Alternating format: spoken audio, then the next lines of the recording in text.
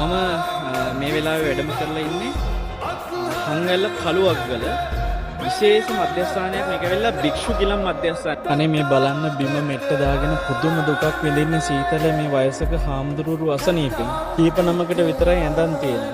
53 නමක් මෙතන වැඩ ඉන්නවා. මේ ඔබ මේ දැන් දකින්න මේ හාමුදුරුවන්ට වයස අවුරුදු 90ක්. අවුරුදු කීයක්ද නායකම් කරන මෙතන?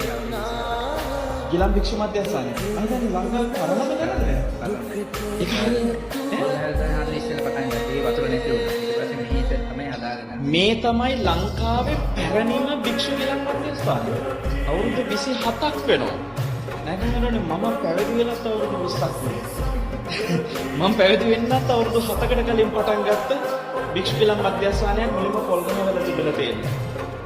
ඔබට පුළුවන් තරම් මේ ස්ථාන වෙනුවෙන් මේ වෙලාවේ අවධානය යොමු කරන්න පුළුවන්. මොහොතම මේ පණිවිඩය බෙදලා දෙන්න නායක මණ්ඩලයට එකතු වෙන්න.